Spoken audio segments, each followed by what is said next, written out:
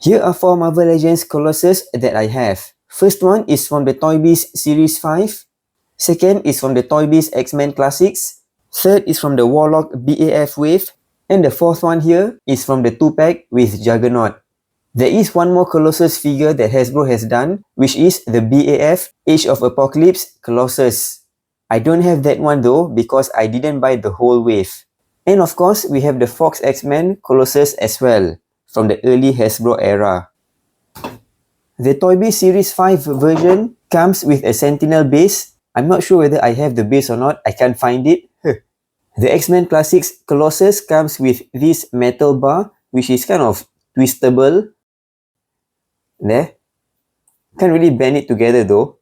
Just a bit. More of a twisting action.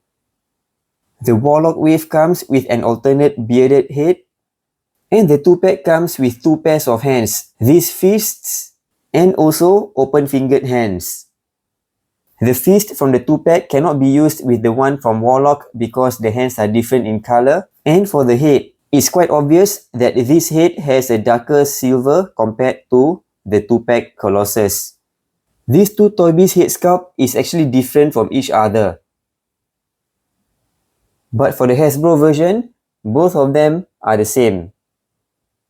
All 4 of them are about the same height, and in terms of appearance, this Series 5 Toybiz and the 2-pack Hasbro Colossus follow closely to his early appearance, having the yellow and the red at the torso and also the yellow at the knees. But for the X-Men Classics, it's more towards his appearance in the 90s, having no yellow at the knees and the shoulder pads have kind of like decreased in size. It doesn't extend outwards like how it was in his earlier appearances. And the Warlock Wave Colossus is more towards his modern appearance. I'm not exactly sure which one follows exactly like this one on the figure because most of the times in the comics, there is a black patch at his knees, unlike on the figure over here, which doesn't have it. The belt on the Hasbro Colossus looks better than the Toybiz with the circular X logo. The 2 Toybiz figures have the same belt. For articulation, the 2 Toybiz figures have the same articulation because they are the same body mold. Head able to look up this much and down and left and right. The arms go up to the side this much and this part on the inside actually leaves a gap if you pull it out too much. Same goes for the other side. Look at that. I really don't understand what's the purpose of this. So without pulling out the armpit, you can actually raise up the hand quite a decent amount. Bicep swivel. Single hinge elbow joint, which is restricted by his big bicep. He can only move this much up. Forearm swivel and wrist hip.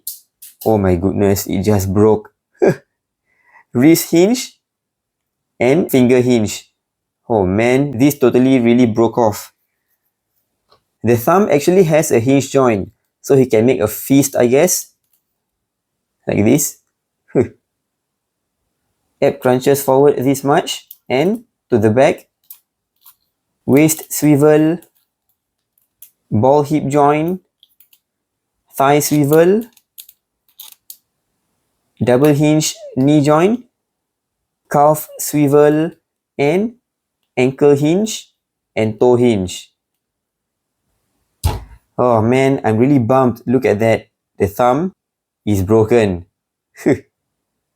Here's the back of the figure. I really like how the yellow is much more broad, unlike the Toybiz figure, which has the yellow kind of funneled down into a narrow area.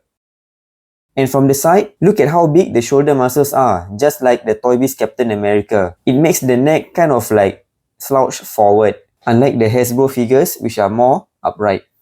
For the Warlock Colossus, head looks up this much and down, able to tilt slightly, and of course all around. Hands go up to the side this much.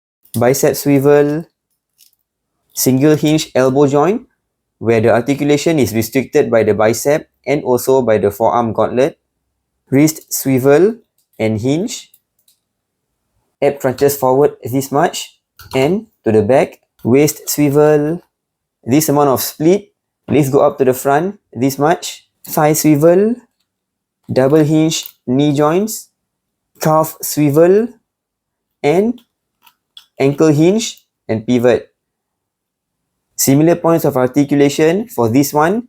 Head goes up this much and down, able to tilt a bit and all around.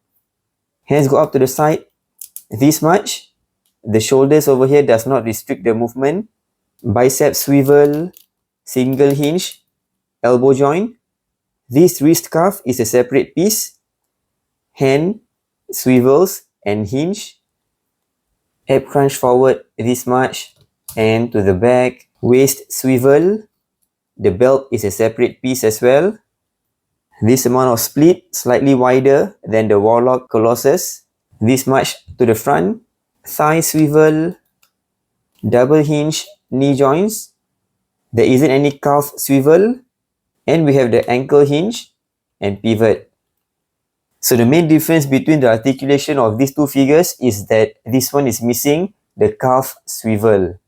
And for a quick size comparison, here is a VHS Wolverine and VHS Cyclops. Both the Toybiz and Hasbro Colossus figures are significantly bigger than the normal sized Marvel Legends figures. But of course, if you want to have an even bigger Colossus, you can go for the Marvel Select Colossus. And also, here's the Fox X-Men Colossus, which is actually slightly smaller in size than the other Colossus figures. So which Colossus figure would be in your X-Men setup? For me, it's definitely the one from the 2-pack with Juggernaut. The classic appearance Colossus figure is really good. The head sculpt of the Toybiz Colossus is definitely good, both of them. But I'm definitely keeping both of my Hasbro versions and letting go of both the Toybiz Colossus. Thanks for watching. Do check out my other reviews at my channel.